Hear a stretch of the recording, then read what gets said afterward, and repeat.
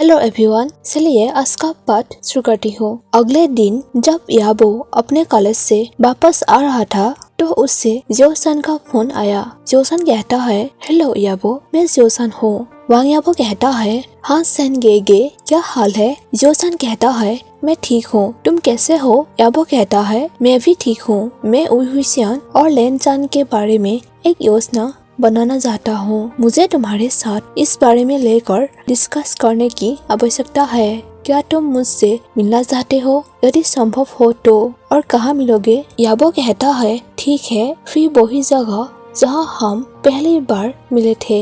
मैं 4 बजे वहाँ पहुँच जाऊंगा। जोसन कहता है, ठीक है, मैं तुम्हारा इंतजार करूंगा। Okay bye. फिर याबो सही समय पर पार्क में पहुँचा। उसने देखा कि जोसन किसी और के कुत्तों के साथ खेल रहा था।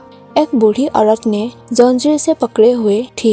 जोसन ने जब याबो को देखा तब वो कुत्तों को अकेला छोड़कर उसके पास आया और फिर दोनों एक साथ बेंच पर बैठ गया। थोड़ी सी बातचीत के बाद याबो ने उससे उसकी योजना के बारे में पूछा। जोसन कहता है, मैं दूसरे दिन लेनचान से मिला था। क्या तुमने भी उइहुसियान को देखा? याबो ने कहा, हाँ, लेकिन उसने अपने पेट खराब होने के बारे में नहीं कहा। जोसन कहता है कि लेनचान ने कहा था कि वो अतीत में चले गए जब हम फ्यूचर से मिलने के लिए तैयारी कर रहे थे। याबो ने कहा, हाँ, उइहुसियान ने वही बताया और उइहुसियान तुम्हारे आने पर अतीत में चले गए। लेन वांगजी गायब हो गई जब हम तुम्हारे घर में पहुँचे। इसका मतलब है कि मैं उनके पास आया था, इसीलिए जब लेनचान अतीत में गए थे उइहुसियान पहले ही जगह छोड़ दिया था। जोसन ने पूछा, लेकिन ऐसा क्यों होता है? याबो कहता है, उइहुसियान ने कहा था कि यह वास्तव में भविष्य या अतीत को देखने का क्रिया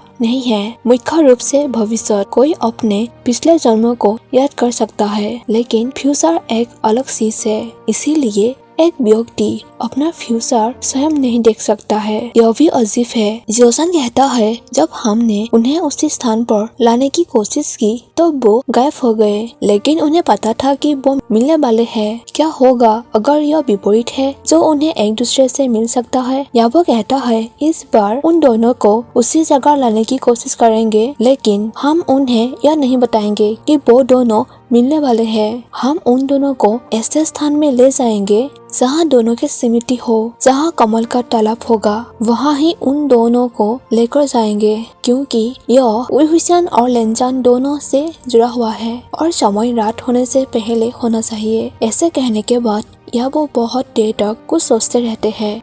फिर उसने जोसन से पूछा, क्या तुम्हें लगता है कि वो मेरा मतलब उइहुसियान और लेनचान हमारे समय से लेकर वहाँ तक किसी भी वस्तु को ले सकते हैं? जोसन कहता है, शायद नहीं। क्या यह प्रकृति के नियम को नहीं तोड़ता है? ठीक है, वो पहले ही समय की यात्रा कर चुके हैं। फिर भी क्या तुम उससे कुछ देना चाहते हो? याबो कहता है, नहीं, लेकिन जब वो यहाँ है तो मैं उससे कुछ देना चाहता हूँ। लेकिन याबो ने अपना वाक्य पूरा नहीं किया। जोसन ने पूछा, लेकिन यह क्या है? याबो कहता है, वो मुझसे कुछ शराब चाहता था। मेरे पास वो नहीं है क्योंकि मैं नहीं पीता। हालांकि मैं एक यूनिवर्सिटी का स्टूडेंट हूँ, फिर भी मैं उससे शराब देना चाहता हूँ। मुझे नहीं पता कि कहाँ शराब मिलता है, और अगर मैंने खरीदने की कोशिश भी की तो वो मुझे एक बच्चे के रूप में ले सकते हैं। उसके बातें सुनकर जोसन ने मुस्कुराया और कहा, ठीक है, कोई बात नहीं, मैं इसे तुम्हारे लिए खरीदता हूँ। याबो ने उसे धन्यवाद दिया और उन्होंने बाजार में उसकी तलाश की। काफी तलाश करने के बाद भी नहीं मिला। फिर जोसन ने एक राहगीर से पूछा और उसने उसे शराब की दुकान की दिशा दिखाई। केवल लोकल वाइन अवेलेबल थी तो जोसन ने एक बोतल ले आया। पार्क इनलिंग से बहुत दूर नहीं था, इसीलिए दोनों वहीं चले जाते हैं। जब जोसन घर जाने के लिए बस लेने की बात कहता है तब याबो उसे अपने घर में इनवाइट करता है, लेकिन जोसन ने मना करते हुए कहा, हमारे योजना कल है, तुम्हें उसे देखने की जरूरत है। हम साथ रहेंगे तो वो लोग नहीं आएंगे, तुम उसका इंतजार करो, मुझे भी घर जाना है। ऐसे कहने के बाद जोसन अपने घर की ओर चले जाते हैं। जब याबो घर आया तो उइहुसियान वहाँ नहीं थे। उसने नहाया, खाना खाया और फिर उइहुसियान की इंतजार करने लगा। याबो ने एक बुक खोली, लेकिन जब उसने रीड करना शुरू किया तब उसे बहुत नींद आने लगी। उतने में उइहुसियान दिखाई दी। उसने देखा कि याबो टेबल पर सिर टिकाकर सो रहा था। उसे ऐसे सोते हुए देखकर उइहुसियान को एक बात याद आने लगा। जब लेनजान गोसुलैंड में नशे में होकर अपने कमरे में सो गई थी, वही सेहरा अलग व्यक्ति को देखकर बहुत दूर से थोड़ा मुस्कुराया। फिर उसने सोचा कि मुझे याबो को जगाना चाहिए या नहीं। वो थक गया होगा, लेकिन याबो ने अपने शरीर को हिलाया और आखिरकार उसने अपनी आंखें खुली। उइहुसियान का मुस्कुराता हुआ चेहरा उनके आंखों के सामने आ गया। ओह, तुम यहाँ हो, याबो ने कहा और अपना सिर उठा लिया। उइहुसियान ने अपनी किताब बंद की और टेबल पर बैठ गई। याबो ने अपनी गर्दन रगड़ते हुए कहा, क्या तुम मालिश करना जानते हो? उइहुसियान ने कहा, नहीं। याबो ने अपना चेहरा धोने चला गया। फिर आकर उसे पूछा, तुम यहाँ कितने समय से हो?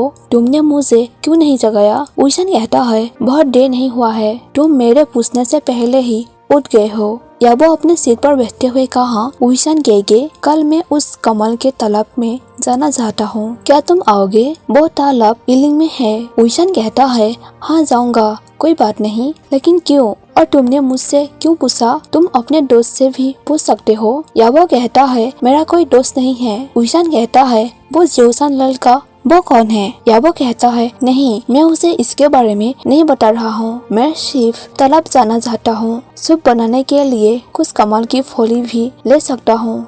याबो ने सूप के नाम से उसे भड़काने की कोशिश की।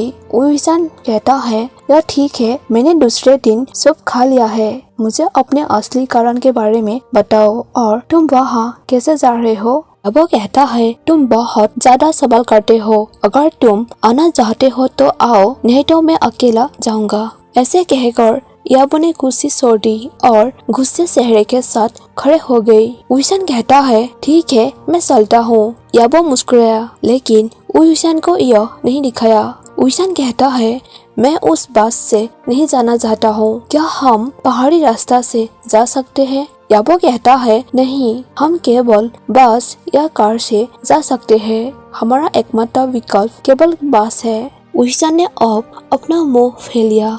उन्होंने इसका पूरा अगेंस्ट किया। याबो ने सोचा, अरे नहीं, ऐसे तो पूरे योजना खराब हो जाएगा। फिर याबो ने कहा, तुम बस के सवारी से कैसे डर सकते हो? तुम नहीं मरोगे दूसरे बार ट्राई करने से। उइहुसियान कहता है, मुझे ये सब चीजों से डर नहीं लगता है, मुझे तो अनकंफर्टेबल फील होता है। याबो ने आह भरी और कहा, मैं तुम्हारे लिए लग्जरी सवारी की व्यवस्था कैसे कर सकता हूँ? तभी उसे कुछ याद आया। याबो ने वाइन बोतल को बाहर निकाला और उइहुसियान को दे दिया।